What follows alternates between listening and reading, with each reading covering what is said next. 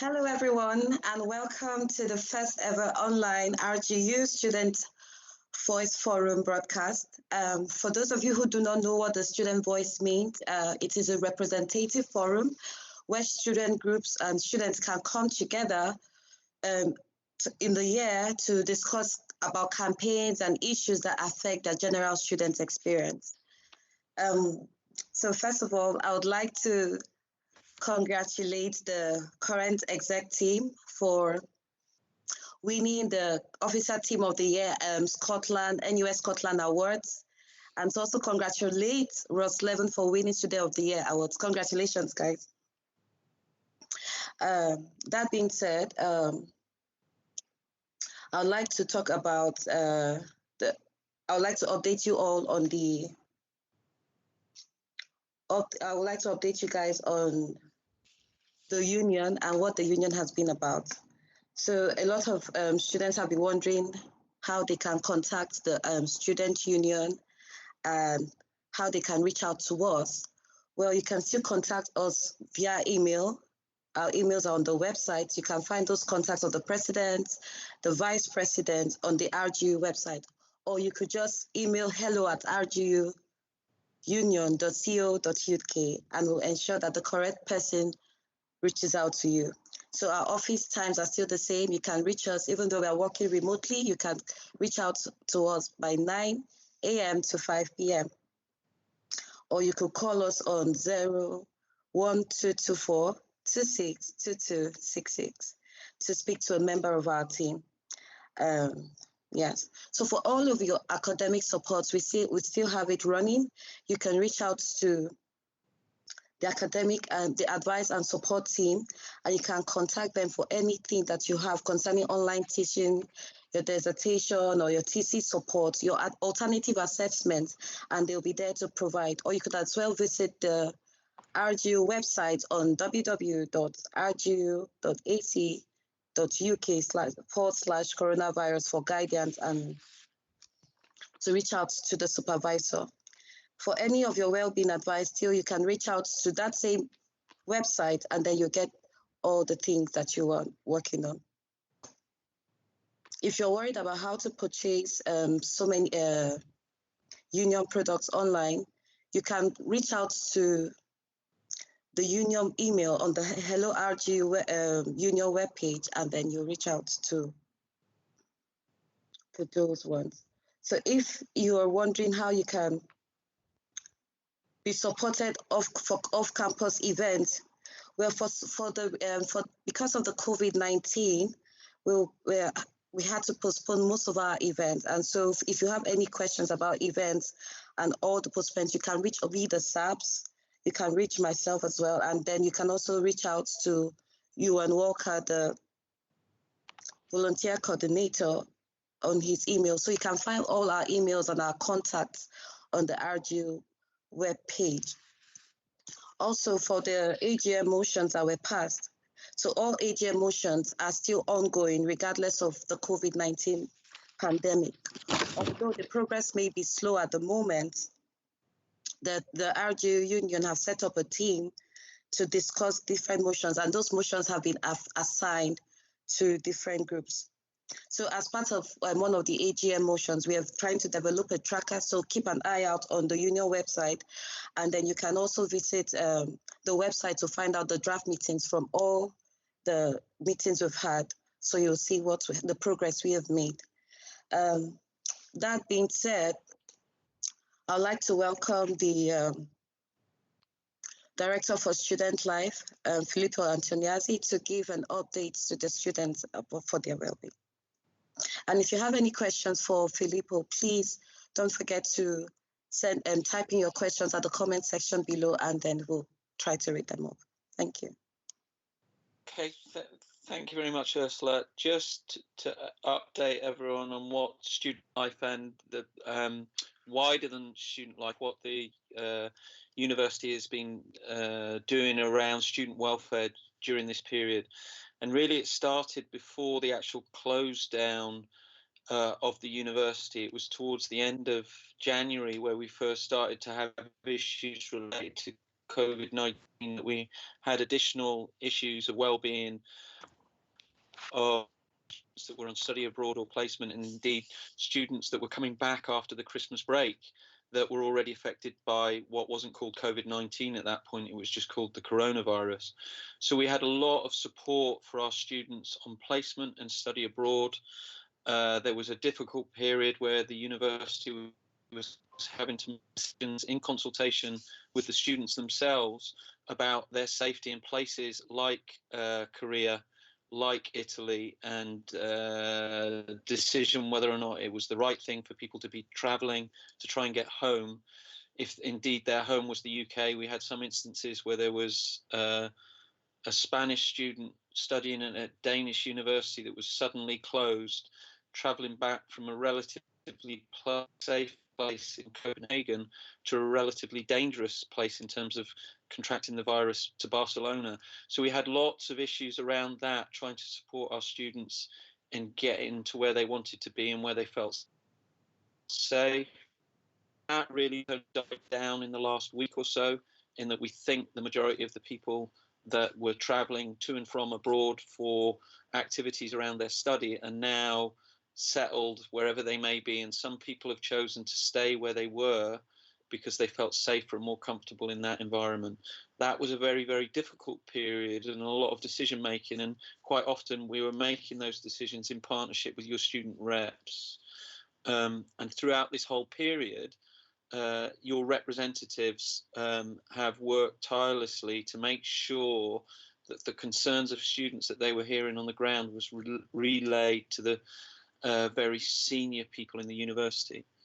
The next period was really getting off campus and trying to get our services online so that they were available to our students, and also set up means of communication that were clearly needed to be better than they previously were on campus, so that we set up specific groups around teaching and learning and the student experience that allowed Emmanuel and others to be able to communicate directly and regularly, mostly, has been daily at times, but certainly twice a week, around the important issues of how do we get our teaching and learning online, how do we organise our alternative assessments, and which James Dunphy will sort of be able to expand upon a bit later. But in terms of well-being, your representatives have kept us informed around well-being issues right the way through. And the initial one was around our own people, the students that were in our own residences that we controlled, around their worries and stresses around having a lease that they were tied to when they no longer wanted to stay in Aberdeen and wanted to go back to wherever they lived. And your representative worked tirelessly with the university to agree that leases could be terminated without any financial punishment or detriment to any of our students. So that was an early piece of work that we were working on. And then since then, it's became important and clear that there were lots of individual issues of individual students in all sorts of different situations that we've had to take individual support to try and solve. The majority of them we've been able to help. Sometimes we haven't been able to solve the problem totally, but we've been working with your student representatives and people across the university to try and quickly resolve specific individual well-being issues. And then that's ongoing, and then we've tried to start being a little bit more positive, a little bit more proactive. I hope our student body has seen that Student Life have started to engage in more proactive activity. So RGU Sport are leading a campaign, Stay Safe, Stay Home, Stay Well, which is giving guidance on physical activity and other well-being related issues, all sorts of different activity there. We're trying to develop buckets of activity that we would try and label that would be around staying well while staying home and staying safe while staying home, and organise our activities in the enthusiasm of the student union, the student body, and also the staff across the university to try and support our students and our staff in the situation that we're all in terms of lockdown. So there's been a lot of work in that regard. In terms of the services themselves, they've carried on, not in the same way at all because of our lack of access to campus, but we've moved and modernised our service very, very rapidly. So we now have inclusion appointments and counselling appointments online.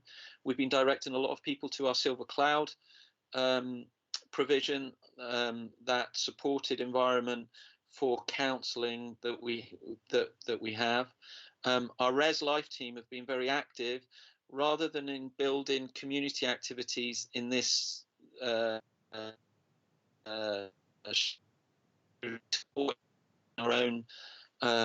our own accommodation. Sport have been doing a lot of work online. The Help Point have gone completely from campus and have been trying to look at innovative ways of utilising the me system so that we can quickly filter any queries that students are presenting and get to the right decision makers across the university. So that's been our big work, is to try and serve students, individuals, as well as improve the lines of communication to your student representatives. And I hope we've been able to do that. But I just want to praise the student union and the student officers, as well as the student staff, in all the work they have done.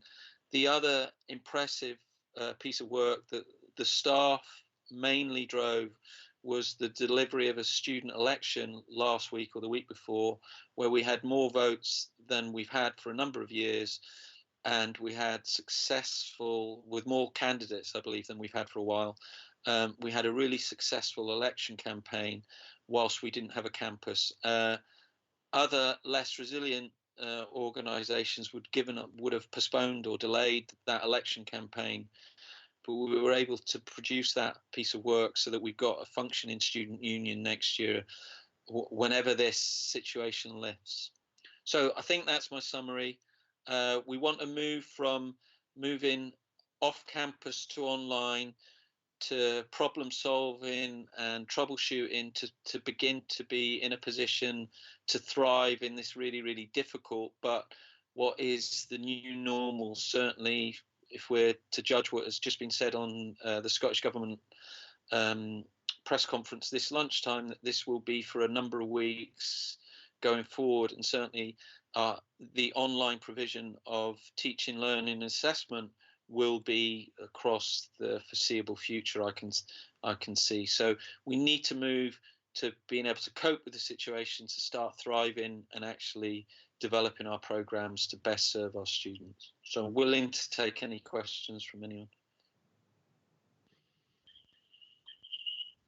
Thank you, Phil, for your update. Please just to note, everyone, we'll not be able to cover as many questions, but we'll try as much as possible to cover the ones that come in. For the questions that we can't cover, we'll provide an answer to that. And on this note, I'd like to welcome Ross to ask the questions that the students have presented. Ross, over to you. Hi, so Phil, I've got a couple of questions that have come in. First of all, you talked about the support that was given to Erasmus and study abroad students. One student's been in touch about having to spend hundreds of pounds on flights home and then being unable to get a refund from the accommodation they were staying in while abroad. Could you give a quick update on the financial support that's available to these students and what the university is doing about that? So the normal discretionary fund for students, for supporting students in financial difficulty, is running, and we actually students who previously couldn't apply for funds to support them when they're in financial difficulty. So and we just this morning, following an announcement by Nicola Sturgeon yesterday, that there's been an increase to that fund from the Scottish Government, and we're analysing this morning and this afternoon exactly what any differences to what we would normally do. But we are, like I said earlier in my presentation in my update, that we're taking each one on its individual merits, and we're trying to collate that sort of issue. So if that student could contact me directly, we could take that up on an individual basis. But globally, we're starting to see not only study abroad people, but those, particularly the allied health professionals, we've got to take a view within the university around those students that might have incurred costs in securing accommodation or travel to a placement that no longer is available to them, and then whether or not the person providing those services or companies are still charging them. And we're trying to collate and understand the scale of that problem and then see whether the university can help in any way. Now, there are some of these issues that are popping up that we've got to go to the very top of the university to get a view from, and sometimes there is a delay in responding. So I cannot answer that student directly in that specific circumstance, but I can promise that the university will look at every individual case and to see if we can help those individuals in those specific circumstances. So to answer the question, there are specific funds that we've got available, had available. They've been bolstered a little bit by the Scottish Government, and the university will look to support students in that situation. But we need the information, and it needs to be done privately, and we need to take that through the decision making of the university, which, as I said when I was updating, is much slicker and quicker than it was in normal circumstances, or is in normal circumstances. Does that answer the question, Ross? Yeah, that's great. Thank you very much. And another question that's come through is, compared to some of the other universities in Scotland, RGU's response to the pandemic and the various steps that are being taken seems to have been slightly delayed. And the information's come out after some of our other institutions in the country. As representatives of uni, either you or if James wants to come in as well, how would you explain this delay, and why is that lack of information? Why is it taking longer than some others? I can answer that to start with, and then James can jump in. I just noticed that my body language changed, and I crossed my arms and started to get defensive as I answered the question there, as I'm going to answer the question. Well, that is a view. You know, some universities have taken to social media decisions about we're closing the campus and we're not doing first and second year exams, we're giving back leases. We've tried to make our decisions as quickly as possible. We didn't want to make quick and perhaps decisions that we might regret quite quickly after making them. So we only the campus a couple of weeks ago. We concentrated on those first 2 weeks on getting teaching and learning online, and then real focus on alternative assessment arrangements, dealing with all those individual issues and safety issues of our students, and then try to take away as many stresses as possible. I think the examples might be closing the campus, cancelling exams, which we elect, allowing students freedom from their leases. They're the big bits that I could see. Maybe we were 2 or 3 days behind some of the curve, but I think that's a little unfair. I think we've made decisions as quickly as possible. I hope we haven't made any rash decisions, but it's a very, very difficult time, and we're working in a circumstance that we've never been in before. I know other universities have done that, but I'm quite happy to say that we've been speedy, maybe behind some other universities, but I think we've taken our time to consider, and by time I'd say maybe a day or two behind other universities, but we've been trying to make the decisions for the right reason and in consultation with your student representatives throughout. That's great, thank you very much. And another question's come in that James, it might be easier for James to answer as well. I'm not sure if it's from the same student or not, but it's a kind of course-specific issue. So there's the students still waiting to hear about the new format and length of their assessment. Several students have asked about the exams and whether they'll be open book, and still haven't received a response. No date has been given for the assessments, and they've not been told when they're going to find out more information. and they just feel like they're currently left completely in the dark compared to some other friends at RGU and at other institutions. Yeah. So this kind of, if I can ask this in two parts. One, do we have an update on the exam timetable and when that might be released? And why are students not getting the information they need from the academic staff in this case? So thanks to the person who's posted that question. The first thing I wanted to say really in response is we know and know that we know that assessment is really important to students, and particularly now in the context of everything that's going on, and we know that having clarity in relation to what your assessment is, when it will happen, the format it will take, whether it's open book or not, is really important. One of the first things we did as an organisation was to ask our course teams to consider alternative assessment arrangements, and wherever possible, we've sought to give course teams as much latitude as possible to enable them to shift assessment, for example, to coursework, which gives students much more time to prepare, gives students the opportunity to undertake the coursework remotely. It is frankly a huge challenge to take all of the assessment activity that goes on the campus and put it into a wholly remote environment. One of the things that's important to bear in mind in the context of RGU versus another university is RGU is really proud of the professional and vocational relevance of its courses. And what that means is the vast majority of the programmes that we offer are accredited by professional bodies. So it's not wholly within our gift to redefine those courses, and it's also not wholly within our gift to cancel exams or change the way that we assess them. That has meant that in some areas there is a need to continue exams, and Ross, that takes me to the point really you've raised. We know in some professional body areas, law for example, accountancy, there are a number of other areas, it's the professional body which stipulates there must be an exam.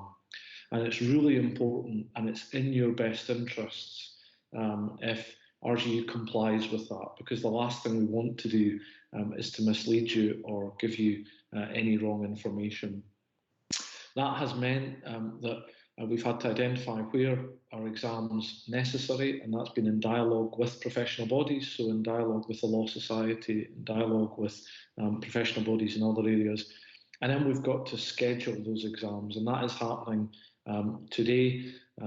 That's something which the university has been working on for the past fortnight, and that's no mean feat. So I can tell you there are 150 online exams which need to be scheduled. It's really important that we schedule those to avoid any clashes for students. It's really important we schedule those to make sure our systems can cope with the load. And there have been lots of really important things to consider. So, for example, the question of open book is something that's had to have quite careful consideration. The amount of time that students would normally be given has had to be considered for an online environment. Start times and end times, bearing in mind many of our students are now across the globe. So it's a huge effort. In terms of the timeline for the exam timetable, we are hoping to be able to communicate that in the next few days, and our ambition is to communicate it no later than Monday of next week. But it's really important that you understand how difficult this is. So the course team at in the case of the student who's raised the question will be giving all of the information they have. The challenge is they just don't have all of the information. And in many respects, if all of our courses didn't have professional body regulations, if our students weren't aiming to be nurses and lawyers and architects, it would actually be much easier for us. We would be able to say, let's cancel things. Filippo and I and some others could make some decisions. And I think that's probably what's happening in some other universities. But that's not to underplay the point, really the central point, which we know is really critical for students to get as much information as soon as possible. And that is absolutely our commitment to you. And we've been working very closely with the union in partnership with Ross and Emmanuel on that. That's great, thank you very much. And I've got another question, but just quickly before that, you were saying about the exam timetable. were you saying that you're aiming to share that by next week, or you're aiming to tell us when we'll get it by next week? No, share it by next week. So I don't mind actually telling you the specific details. So that we now have, as of last night, 11 p.m, a draft exam timetable. This morning, the teams in our IT services and in my own area are looking to see if that timetable can be delivered by our systems, looking to make sure we can support it so that we've got staff working at the times the exams will happen, so that if any students have any IT problems, looking to make sure we're being fair and equitable around decisions like open book, as the student mentioned, decisions around alternative assessment, and that work will continue later today as that timetable goes out in draft format to our academics. And it's really important they have an opportunity to question it, to query it, to make sure that they have the opportunity to provide some feedback before it's released to students. And it's our intention then that we release it early next week to students. That's great, thank you very much. And just finally, can you maybe give an update on, or explain what guidance has been given to teaching staff? So from the same student that the question was from earlier, talking about in one module, there's obviously various different teaching staff, and there's been quite a difference between the support that they've given. So some have outstanding teaching, and some have given like recorded lectures and notes, and some others are telling them just to rely on the Moodle slides. So it's just looking at what guidance is that, and what does that mean for the quality of teaching across the whole of the university? Yeah, so the really important piece there is any student who has any queries about their course should feel free to contact their course leader or module staff. This is an opportunity to speak up if you have any concerns, particularly if in this example there are two staff and you feel there's a difference in approach. It might be difficult to raise that with the staff concerned, but I can absolutely guarantee you the course leader would be very happy to hear from any student regarding any queries they've got about the approach to teaching. Our general guidance to staff has been not to try to use this opportunity to go for Rolls-Royce models of teaching, if you'll forgive that expression. It's to be realistic as to what is able to be done at this point. Just like students, staff themselves are under huge pressure, as Phil will say as well. All of the staff that are working in the university will have seen their childcare fall through, and they'll have difficulties supporting elderly parents. They'll now be working at home with their partners. They may be feeling lonely if they're on their own. They'll be concerned about the virus as well. So the important message we gave to staff was to take every effort to shift teaching online, but to do that in a way which makes sense for that module based on the current approaches. And we've asked staff to use Moodle as far as possible in that. But if any student has any questions or queries about the availability of materials for their modules, or they feel they're not getting what they would ideally like, raise that with the staff. And if you've any concerns and don't want to raise that with the individual module member of staff, please do raise it with the course leader. That's absolutely their role. And now more than ever, we do need to hear from students if you've got any worries or concerns, because we are here with you all the way. It is our firm intention and our firm commitment to you to support you to achieve as much as you can, whilst you also face the challenges that universally we are all facing ourselves in our lives. That's great. Thank you very much. That's all the questions for now, Ursula, I think. Okay. All right. Thank you. Thank you very much, Phil, for your update. Well, James, I know you've answered some questions, but I would like to invite you to give an update from Delta. So if you have any updates you would like to. So we've talked a bit about teaching and learning, and I wanted probably firstly to say that our core priority for our students, and this is something which Filippo and I and many other senior leaders in the organisation have worked on, is to your health and well-being, particularly at this point. And that is why all of the work that we've been trying to do has been trying to make it as easy as possible in the circumstances for our students to continue to engage in their courses. And we recognise, as we try to make that possible, that for some students it simply will not be possible to continue to engage in studies. And so we want you to know that we know that, and we've been working with that very firmly in our mindset. But we also know that it's really important to our students to be able to continue to learn and to have that learning assessed, for you to be able to continue your learning journey and also importantly your career journey. And so together with our 650 academic staff across our over 100 courses, we've been working in a really coordinated fashion to shift teaching online and then to shift assessment online. There's lots of things we've been thinking about there. So we've been thinking about where you are and what access to resources you might have. We've been thinking about the fact that you may be learning in less than ideal circumstances. You might be sharing space with family members or not have access to dedicated IT facilities. And we've been thinking about broadband and all sorts of things as we've done that. We talked a bit about teaching. We've had a bit of a conversation about assessment. The final piece in the jigsaw that we're working on is the examination timetable. And we've given guidance that exams should only really take place where professional bodies require them or where there is no alternative means of assessment. I mentioned earlier there are 150 exams which would normally take place in the same way that Filippo and I would have sat exams, which now need to be quite rapidly shifted online. So that we gave students a bit more time there and staff a bit more time, we extended the assessment period by 2 weeks. And that's given us the ability to make sure that we're able to hold as many assessments as possible and give as many students as possible the opportunity to be assessed. As we've done that work, we've also been really conscious of the importance then that the minute students do their assessments, they want those assessments quite rightly to be marked and the marks to be considered. It's really important as we do that, that we stick to our firm commitment to you to uphold the quality of your education and the standards of your qualification.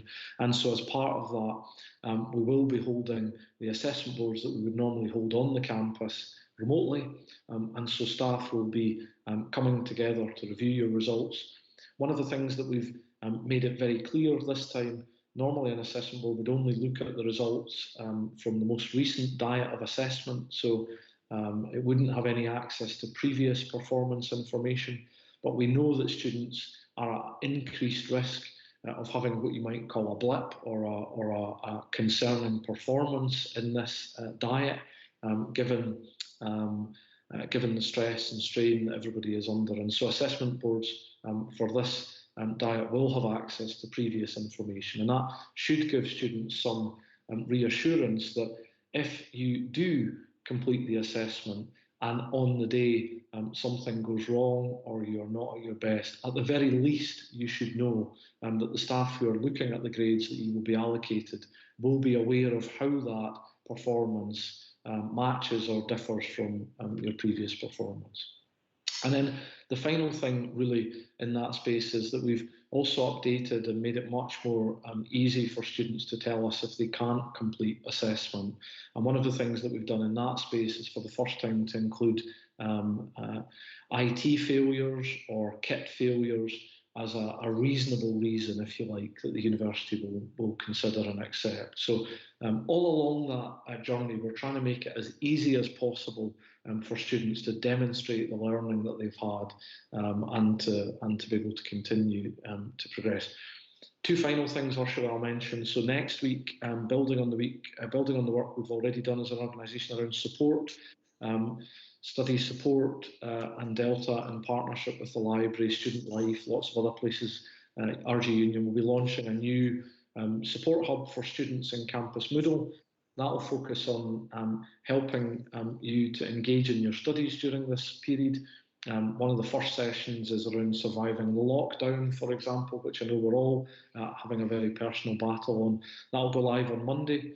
And then also next week or into the next week, we'll be issuing a pulse survey to all of the students who are currently home working or home studying. And the aim of that really is to get mass feedback, to give students the opportunity to tell us what's working well, what will need to be changed and developed. And that information will be shared. The survey is anonymous, but the results, as normally would be with the student experience questionnaire, will be shared with your school, and your school will be able to see which course you're in. So again, another opportunity for us to get feedback really early on, prior to the exam diet, prior to the assessment diet, on how things are going. Be really clear, we will not get everything right in this.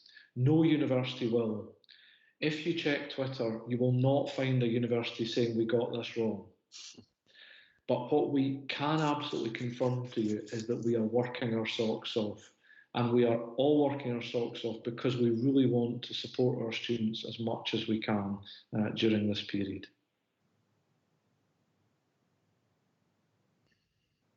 Okay, thank you very much, James, for your update. So now I'll give it over to Ross. Do you have any questions for James? Yeah, James, we've got a few questions that have come in, if that's okay. Yep. So first of all, you talked about how assessment boards will have access to previous results. Is that just for exams, or is that for all assessments and coursework as well? That's for all assessment. So all results go through an assessment board, and that essentially is a spreadsheet which has everybody's name and the results that the preliminary results that have been awarded, and the board confirms those. And it's standard practice in any case, if a student, for example, has a bereavement or something like that, for the board to be aware of that or to be made aware of it if it's relevant. But in this case, the board will have access to previous performance information. So a further check in the system, if you like. That's great, thank you very much. And so this is a question that's come in specifically for international students, but I think that it probably relates to all students sitting exams or assessments this semester. So what steps have been taken to ensure that international students can access materials from their home country that would usually only be available in the UK? So for licenses and that kind of thing for various different softwares or any materials they need. Yeah, so students should be able to access the whole suite of standard software via My Apps that most students and staff would use. If any students need to access specialist software, so software maybe related to engineering applications, schools will be looking to either remove the requirement to use that software, or where that's not possible, to provide it via an alternative means. In terms of engagement in assessments, one of the things that we have done, and students will see when the timetable is published, is we've extended the duration of examinations. So if you usually would have an exam lasting 2 hours, you might find that exam window is now 4 hours or something like that. And that's not because we want you to write for 4 hours. It's so that you have time to get into the system, to download the paper, to be comfortable that you know what you're being asked to do, and then to upload it again. That will also help us in terms of students who are in international time zones, and we've spent quite a bit of time looking at start times of exams. So again, one thing to see on the timetable, you'll see many exams will begin at 15:15 and through the hour. That's to stagger the start time and the submission time, again, just to make sure that when students come to submit, they can do that successfully. And then finally, maybe just really importantly, making sure we have staff in place at the beginning of these exams, but also all the way through, so that if students do have concerns.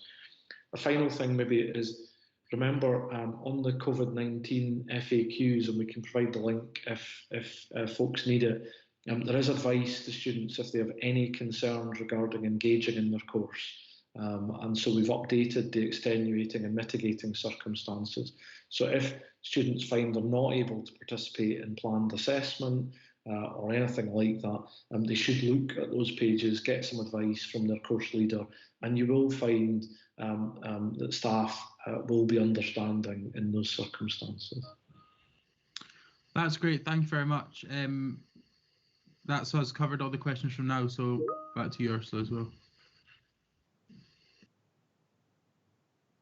Okay, thank you very much, Ross. I just want to say thank you to Phil and James for your updates and contributions to the discussion of the student voice. I'd like to invite the exec team to update the students on their activities and what the projects they have been working on. So I would like to invite Kieran Matthews, President for Sports, to give his updates. Kieran? Yeah, thanks, Ursula. So I think the first thing I'd like to say is I hope you're all safe and well. Still trying to keep active if you can. A big thing for me was, especially from the sport club side of things, was I didn't want students to be going home. This is obviously quite a crazy time, and it could also be quite a lonely time too. And what I was wary of was that everyone went off and they almost forgot they were in sports clubs and the interaction stopped. So what we've done is we've created a fun campaign where we give every club a day on our social media where they post their highlights. And this seems to be working really well. This is the second week of it now, and some of the highlights have been great. So look out for this on Instagram too, and get involved where you can. We'll be trying to do as many campaigns as we can because, as I say, now more than ever, students are going to need sport club interaction. So as far as we're aware, business hasn't stopped. We're still working as hard as we can to give you guys something to keep you entertained. An update on fundraising. It's something I've talked about every forum. And I'm delighted to say that we have met our target that was set, which was £23,000 at the start of the year. We've actually managed to raise 25,000, which is one of the highest for quite a while, which is great. And thanks to all the sports clubs' support on that. But I can assure you we won't be stopping, and we'll be planning for next year too. As Phil mentioned earlier, RGU Sport are doing a lot on we've got on well-being, because I think it's important that we can kind of provide workouts as well to keep you active. So look out for those and get involved where you can. We've been doing AGMs, are obviously a bit trickier, but they're not impossible. We've done a step-by-step guide for our clubs so that they can still run their AGMs and still have people in positions that can be planned for next year during the summer as well. So this was vital for us, as it's important that these clubs have the committees before our last forum, which is next week. Yeah, so that's basically it, and it's more to kind of reassure you that we are still working hard, even though we're at home. We're still doing what we would be doing in the office. So if you ever have any questions, please still feel free to message me. And yeah, I'll pass it back over to Ursula. All right, thank you very much, Kieran, for your update. Are there any questions for Kieran? No, there's been none come through, but I think we can ask some, if any, come through at the discussion section at the end anyway. Okay, thank you, Ross. So now I'd like to invite Emmanuel Akerele, President for Education and Welfare, to give his update. Thank you very much, Ursula. So I've spent a lot of my time trying to gather feedback with relation to all of the situation happening at the moment. And I've done that by working with Ross, VP for Education, and using the rep structure effectively, which has meant that since the beginning of all of this, we've had to engage all of the reps and the school officers in gathering feedback in relation to different courses or different schools, and be able to structure some of these issues to be specific to those areas or even the wider university body as well. And the results of this engagement has produced many of the results that we can see so far. Because what we do is we gather all of this feedback and we send it over to the university's executive, and we work together with them in partnership to seek for viable solutions. So that's why we can have solutions in areas like accommodation, funding, assessments, and even possibly parking issues as well. Or even students that are on placement. So there has been a lot of work that is being done around gathering feedback, but it's mostly around engaging reps on one hand, engaging school officers on the other hand, and then feeding that back and making sure there's fluid communication between staff and students, with the hope of looking out for the general welfare and well-being of every student, and the goal of the union, which is the same as the university, to ensure that no student is disadvantaged at this time. So I've spent a lot of my time, especially because being the union's representative in the COVID-19 working group, I get that opportunity to work with the exec as well, and feedback whatever findings or updates I have from that working group to the exec, and then back to the students via the rep structure. So far, the working mechanism, I would say, that we've had in making sure all of this come to life is just that rep structure and the school officers and everyone being engaged in one way or the other in bringing that discussion to the foreground. So there's a lot of work going on the education side of things, and then the welfare side as well. And then there's still some engagements with the equality champions as well, in thinking about what we can do, the campaigns that we can push. I mean, the other day we had the World Health Day, and so it's just different, bringing together different ideas and being creative even while at home as well. So that's me. Okay, thank you, Manuel, for your update. Is there any questions, Ross? You could ask Emmanuel. No, there's not. Again, we'll cover them at the end as well. Okay, that's fine. Thank you. On my part, I've been working on various feedbacks from students and feeding it back to the different departments at the university. I've also been working really closely with the union as well as the RGU communications team to see how we can, come up with different creative ways we can foster engagement for students as they are at home or in remote places. I've also tried to see how we can follow up with the progress of some of the AGM motions that have been passed. Like I said, we haven't stopped them. They are still in progress, although they may be slow because the university is closed at the moment, but they are still ongoing.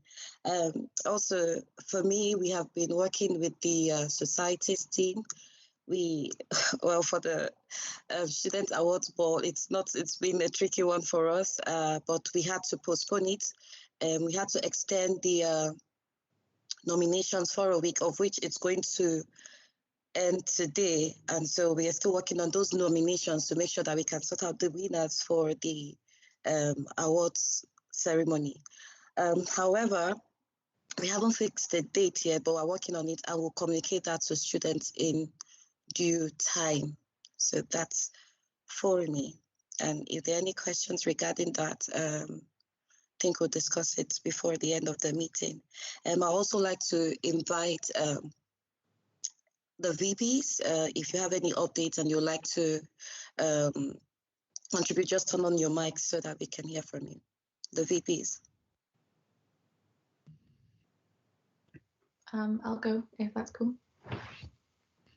So I'm Jordan, Vice President of Sport. Just to kind of echo what Kieran said, we've been really working hard to make sure that sports clubs still have a presence online and that everyone knows that we're still there. So we recently had wellbeing training for our wellbeing ambassadors, which took place in relation with the Student Life and all of our wellbeing ambassadors for each sports club. So it's just to kind of draw everyone's attention to those people who are still in post, and also making a transition through the AGM, through the sports club AGMs. So there'll be one outgoing wellbeing ambassador and one incoming wellbeing ambassador. And I feel like this is a good chance to kind of challenge them and make sure that we've trained them up well and that they know the information they should. So just reminding sports clubs and anyone that the support services are still there. But I think this is a good time to challenge our wellbeing training and see if it's actually paid off. Yeah, but that's my update. Thank you, Jordan. Is there any update from the VP? Yeah, I'll give mine next if that's okay. So just to echo what Emmanuel's been saying as well, and also something that James was saying earlier, one of the main things for us is how good the rep system and the school officer system has been during this time. So please, if you are seeing issues and don't want to bring it up with your lecturers or course leaders individually, get in touch with your reps, get in touch with your school officers, or get in touch with the team at the union as well. We're always happy to help on an individual basis as well, and go with you or kind of help you out as you're speaking to lecturers and course leaders, and just making sure that it might not be as daunting as it seems. So that's something we really want to do.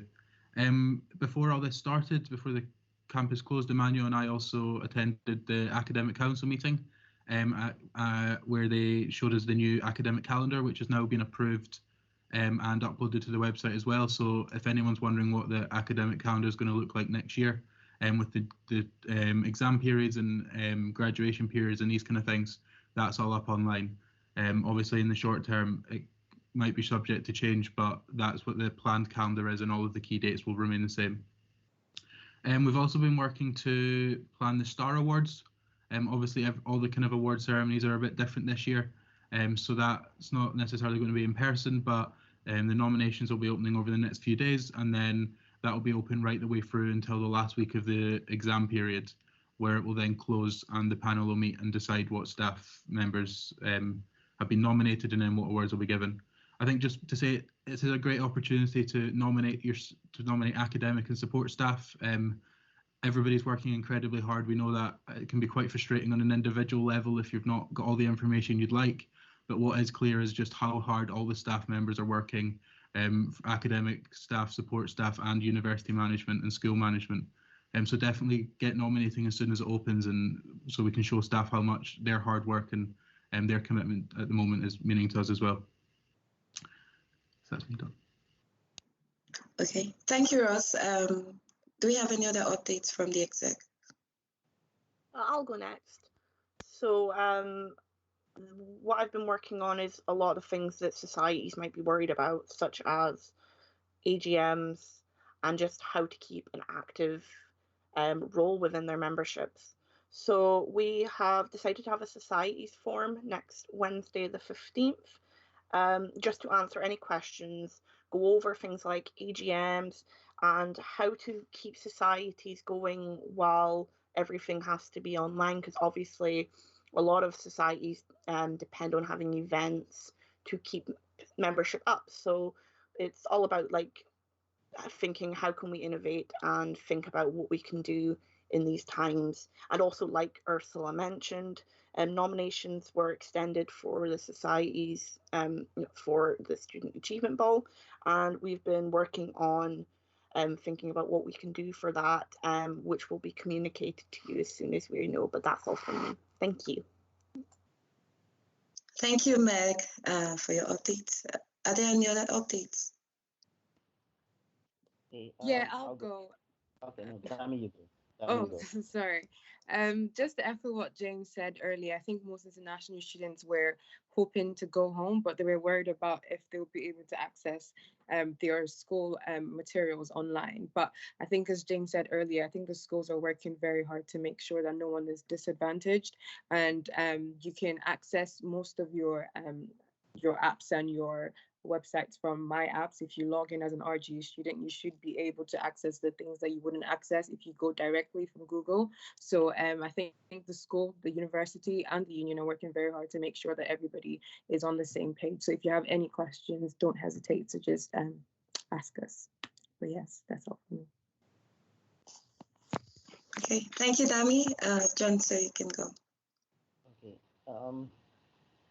Before now, we had personal projects, but we had to put everything on hold for now. So a lot of the updates I've been getting, or questions and I've been getting lately, have been how a lot of students can access the hardship funds, and most of them have been directing to Emmanuel what I really can't answer. So I think a few students have gotten a hang of it, how they can access that fund, because I'm sure a lot of students have been really finding it hard lately. Also, one of the questions I've really not been able to address is students that are staying in private apartments, how they be able to pay their rents and other things. I know it's really not the RGU, it's not in our place to finally discuss that, but these are questions I've brought lately, and I tried to discuss with some of the execs and how we can address it. And I'm surprised that none of the questions came up today, but so far. But most of the welfare packages are already on the RGU site, so I've been directing most of the students there, and also to Emmanuel. just hoping that everybody gets it and it's safe at the end. That's it. Okay, thank you so much, John, for your updates. Thank you, Exec, for your updates. So now I would like to open the floor for discussions and for questions that students have sent in. So Ross, I would invite you to carry on. Yeah, so we've had a couple of questions in from students to the exec. So I'll ask them, and then if the exec have any questions for the university representatives or for or that kind of thing, or if any students, if you have any questions for the exec or uni representatives, make sure you comment them, and we'll put these to the individual you nominate as well. So Emmanuel, the first question's for you. Yeah. There. So I discussed about the Star Awards and when I was talking, and I think you mentioned it as well, but can you just give a little bit more information about how that's going to work and when the nominations are going to go live specifically, and how we're going to announce the winners as well? The Star Awards, we've been working on, myself, Ross, and the staff from the union. As Ross had said, the idea is to celebrate, just like every other year, is to celebrate our staff and the wonderful work that they do on behalf of students. And just a way of saying well done. Thank you for all of their efforts. So far, Ross, keep me right if I'm wrong. The Star Awards dates will be coming up by next week, with all of the work that's going on in the background just now. And there will be a nomination platform that will be set up on the union's website, and the link will be shared through all of our socials. So and even through all the rep structures available as well. So we encourage everyone to nominate any member of staff, and this member of staff cuts across all the different kinds of staff, both teaching and non-teaching staff as well.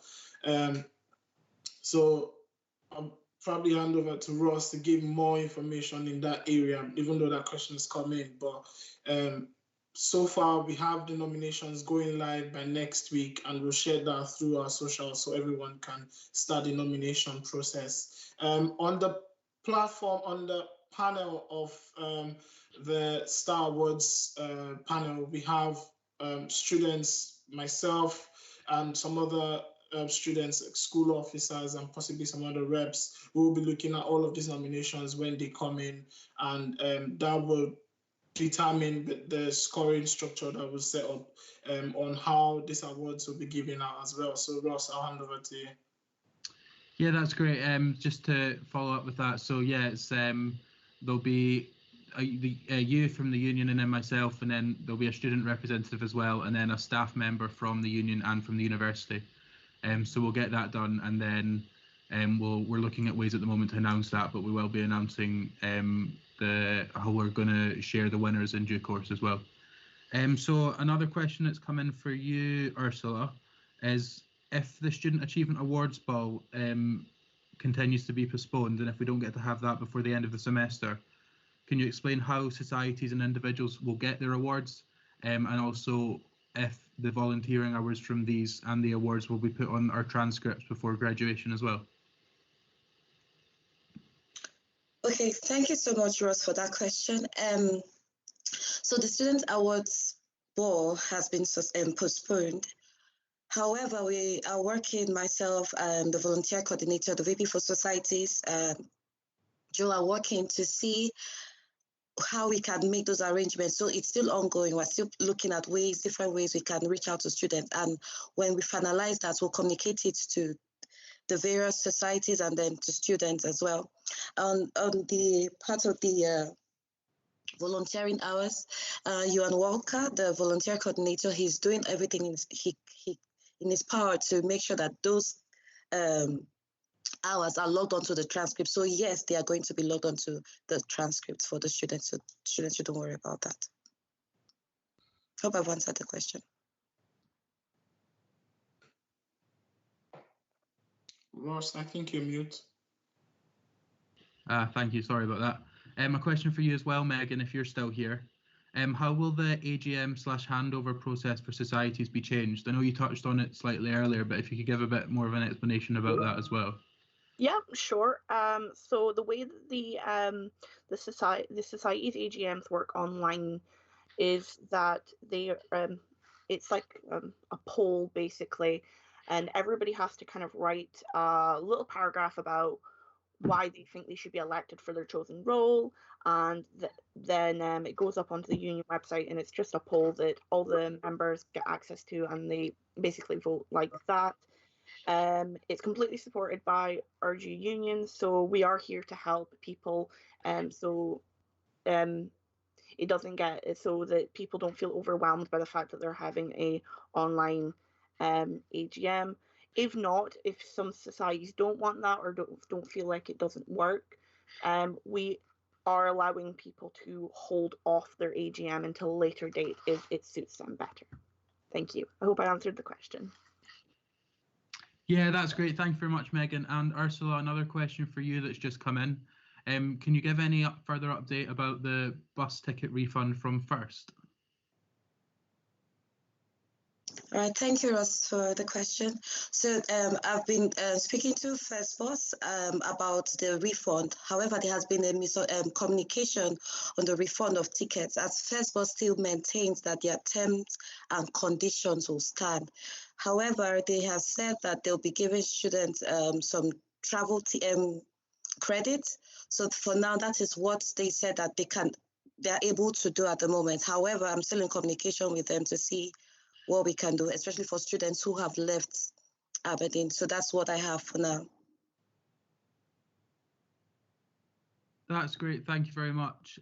So I think now we'll open up the questions to if any of the exec have questions for the university representatives or even for each other after what we said. And students watching, if you continue to comment your questions, we will put them to the university representatives as well. So John, did you have a question?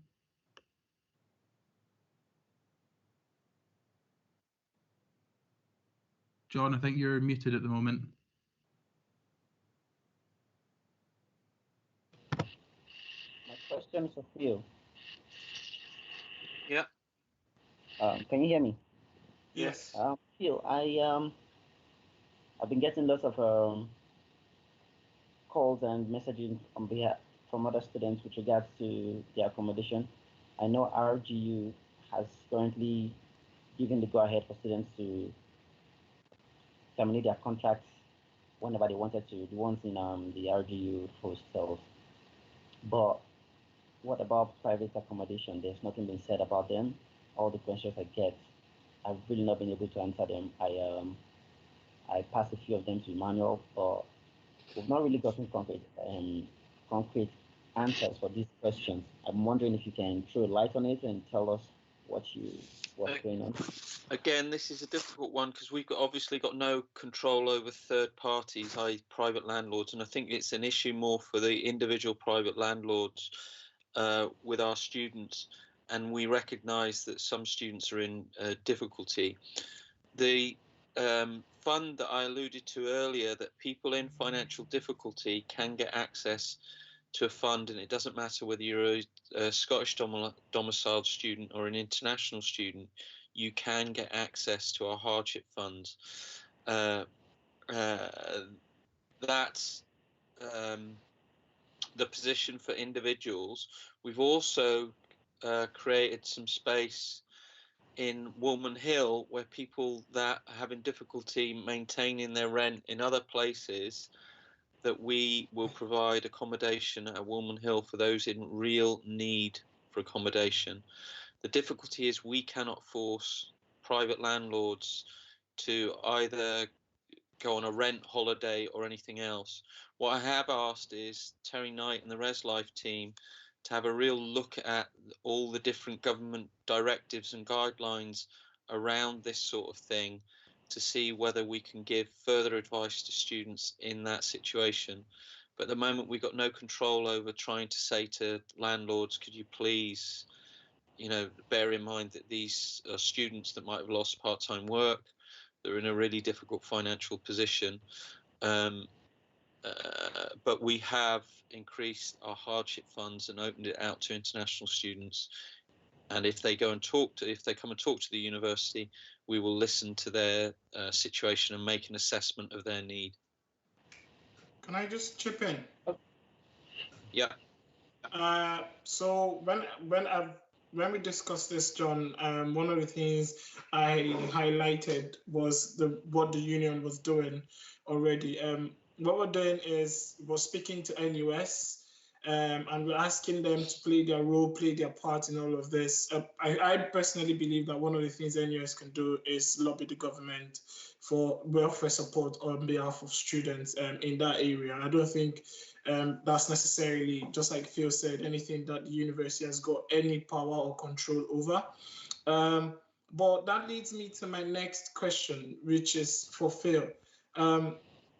The Hardship Fund is a wonderful initiative. RGU started that very, very early. We're able to identify that gap and provide that support for students. But there has been some form of anxiety, or I don't know, for lack of a better word, I'll just say anxiety from a lot of international students who are well aware of their status here while studying as international students, with the knowledge that they may not be eligible to public funds.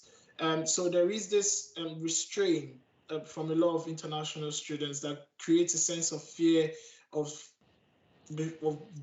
coming forward to ask or present themselves to have the grant or the loan from the international students hardship fund. So there is some form of restraint, because a lot of comments or questions keep coming to me, myself, and all the other members of the exec to say, are international students actually allowed to have access to these funds? Because there's a part that says international students are not allowed to have access to public funds. So that is holding a lot of people back from taking that step to ask for that support, and rather just suffer in silence. Yeah, I think it's incumbent upon all of us, including the student union and the student reps networks are much stronger than the universities in this regard. I know that the student immigration and visa service that we have,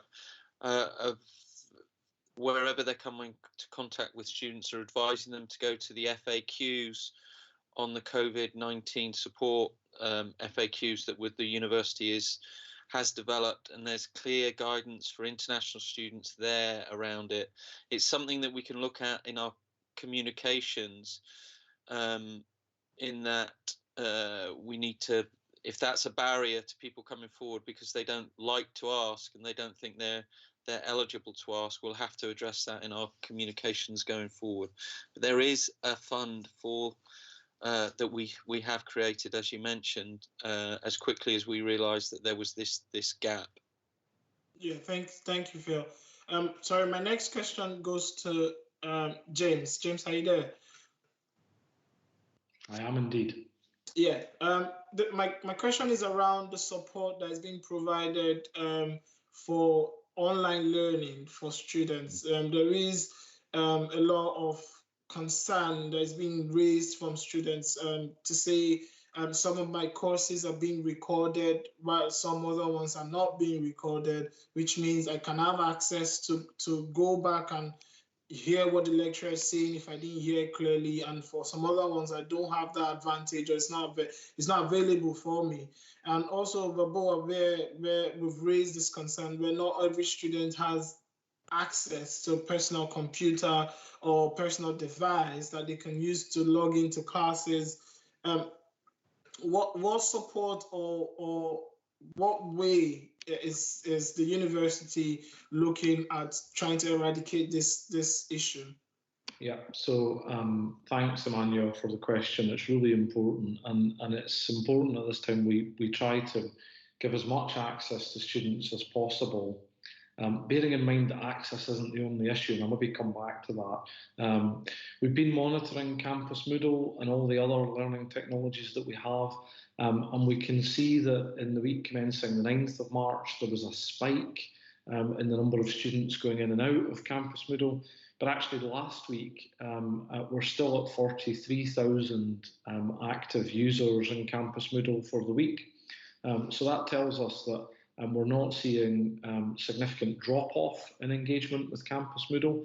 And you mentioned lecture capture Panopto. We can see a real increase in student use of Panopto and lecture capture. Staff are continuing to use that, and just in the last week we had 210 new recordings created by staff for students in that service. So the digital estate is working. It's also helping us to understand that by and large, students are continuing to be able to access the learning materials. We do know there will be some students for whom that is not possible, and that could be for a range of reasons. So it could be that they don't have the kit. It could be that they have the kit but they don't have the internet connection. It could be that they have the kit, the internet connection, but they're unwell, or they're concerned about family members, or they've got stress and anxiety. And so that's why we've updated the arrangements for extenuating circumstances, and we're really encouraging all students, if you have any concerns about your ability to engage in your course, speak to your course leader, speak to your personal tutor. They're ready and waiting to help you. And your circumstances, whilst they're yours, they will be in common with many other students. So never feel that you can't seek support. In terms of what we're doing additionally, so on Monday there'll be a student bulletin issued by RGU Communications, and it will contain new guidance, which I've just seen today, on techniques for studying at home. It will also give access to students to the new Staying Well While Staying at Home study page. And in that then there'll be a range of resources. Students will also be able to speak to a member of staff if they want to, just to get a bit of advice and guidance. And we'll also be hosting sessions throughout the week, including the first, which actually happens on the 15th at 5:30 to 6 p.m, which is around time management during the lockdown. So I think the key message is we know it's a big shift for everybody, and we know that for some students they'll be able to manage that no bother. Our systems are there all the way through the day and all the way through the night, and we know that for many students they'll be logging on at odd times as they struggle to manage sleeping pattern and other things. But look out for that guidance coming on Monday as well. But if anybody's got any concerns, do contact a personal tutor, contact a course leader. Folk are really keen to hear from you if you're in that space.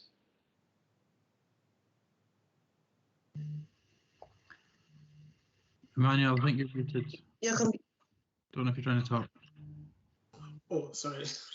I was just saying thank you, James. That's all the questions I have for now. Thanks. Oh, sorry, I have a question for Phil. I just want to know, I'm not sure if you might have the answer, but just because some of the concerns from students have come in, that some students want to know what the university is doing to support students, especially those of them that are on various scholarships, because some of them are quite worried as to what they'll do, say, with the economy going down and all that, how they can. I think James might be able to pick this up more than me. James, could you? Okay, yeah. James. So the first thing we're doing is we're contacting the donors who donate the money for scholarships to remind them that we're going to need them to continue donating even more as we move forward. And just in the last week, I've been in contact with somebody who is very keen to make a sizable donation to us, and we'll hopefully close that out on behalf of our students. It goes without saying these are extraordinary times, and so we certainly would be looking to be in conversation with any of our scholars to make sure that they know that if there are any particular reporting requirements or progression requirements, we'll be looking to flex those given the circumstances. But yeah, the core message is we know that hardship is a problem for some students all of the time. And of course, we know then that for students in hardship, really unexpected times are most difficult. The Scottish Government just this week announced, for example, a change to the Care Experienced Accommodation Grant to make that available to students earlier. Delta has been in contact with all Care Experienced students that we know about in the university to make it clear to them that we're keen to support them in any way, and our hardship funds are also there for that reason as well. Thank you all. We've had one more question that's come in for you, Ursula.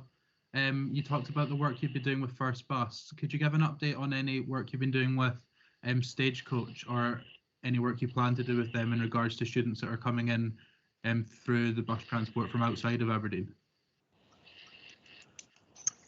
Okay, thank you, Ross, for your question. Like I said, we're doing work with First Bus. We started with First Bus, and that's because we have a high number of students that use the First Bus services. And then we're going to work on with Stagecoach with the same way to get refunds or some probably travel credits for students. So we're still working on that. Thank you. That's great. Thank you very much. And a question for you, Emmanuel. Can you give an update about RGU parking passes, or even one of the university representatives, and if there's anything being refunds around that? Oh, happy to give an update. But my update is still very much largely dependent on the feedback I get by next week. But I believe I've been having conversations with the head of estates and the university, and the university is very keen. So it's looking very, very positive at the moment. The university is very keen to resolve that issue and ensure that everyone leaves that issue happy. So by next week, we should have an update from either the estates or the university going out to students, or possibly even from us. But for now, we have to wait. It's looking really good.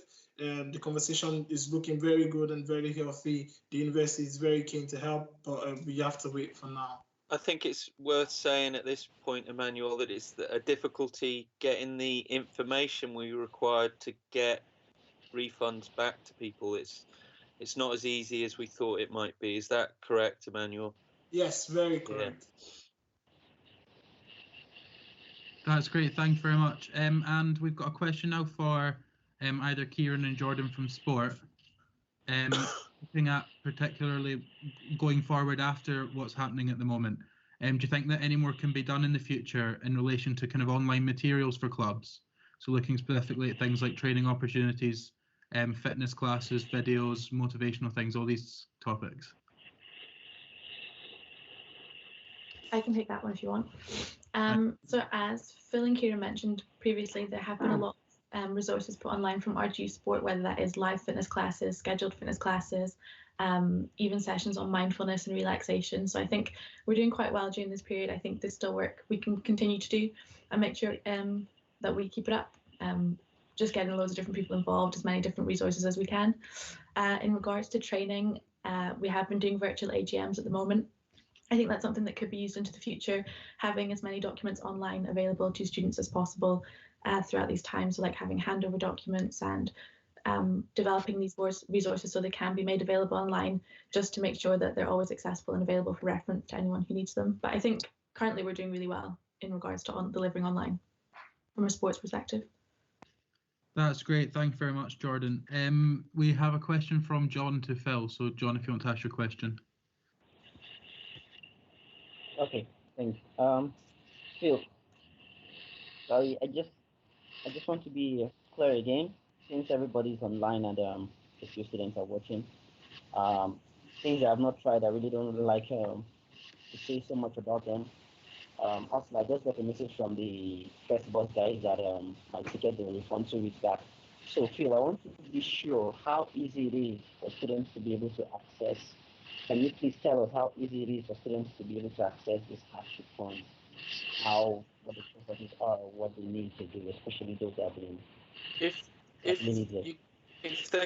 if students go to the FAQs and click on the links there, there's details on how to access those funds, and they're being dealt with very, very rapidly from the information that I've been given. So it should be relatively easy, and it might be, Emmanuel, if you could test that so that we could see, and if there are any glitches in the system, just let us know, and we can then deal with that. But my understanding was that we'd make the system as quickly as easy as possible. There is an assessment of need that has to take place because it's public funds. We just can't give the money out. There has to be some form of assessment, but we've tried to make that as simple and as quick and as easy and student friendly as possible.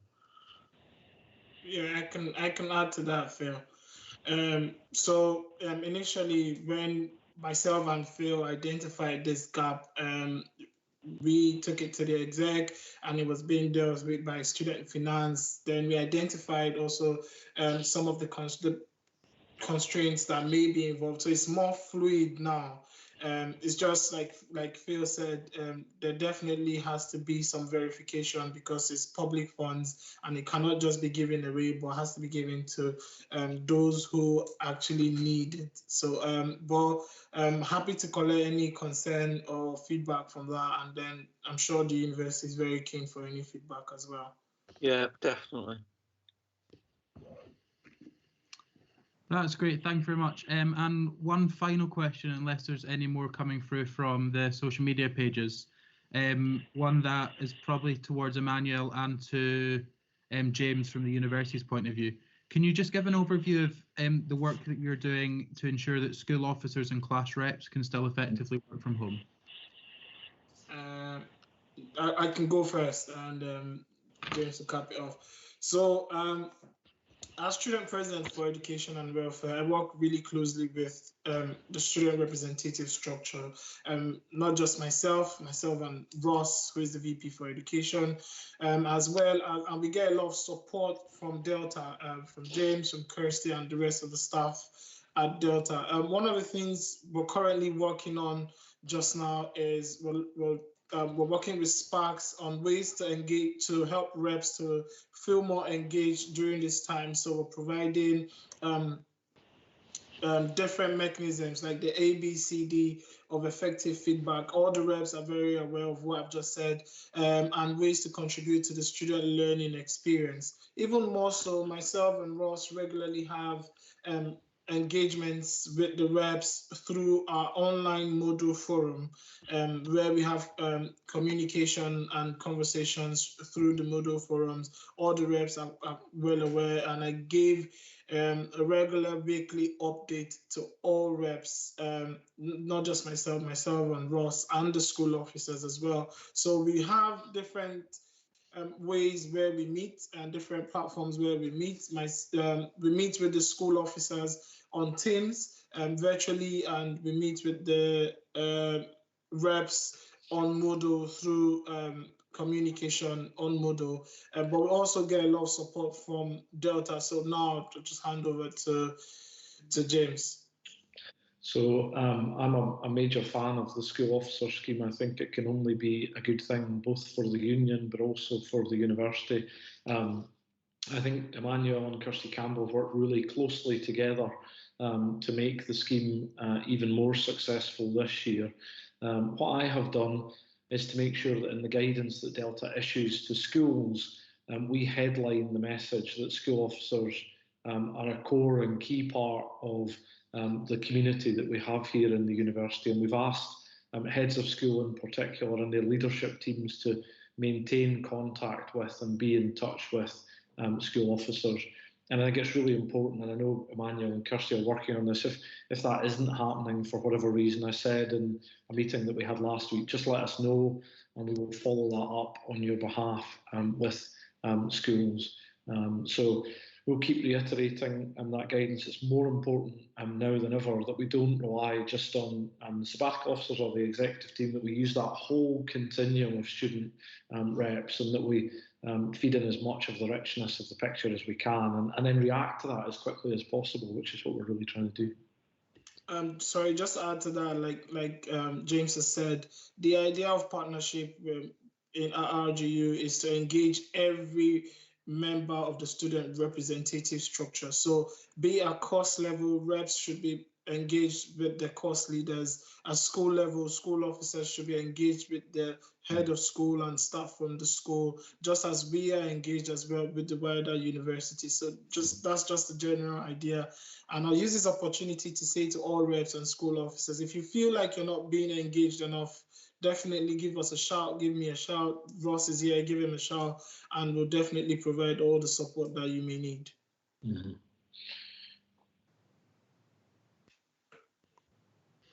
See you, folks. That's great. Thank you very much, James. Take care.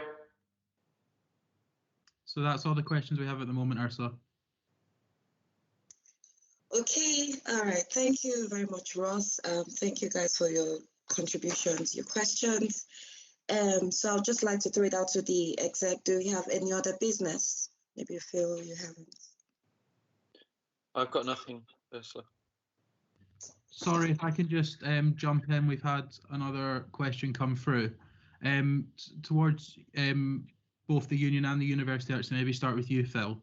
Is the university taking into consideration that there might be a second or third wave of COVID-19 when students return to studies? This is a real difficult one, but yes, and throughout it's going to be. We will take as when we closed the campus and when we started to deal with COVID-19, we will take health protection advice, and it's escalated to that. It's just directly to government advice on what we should be doing, and we will take that into consideration in anything that we do.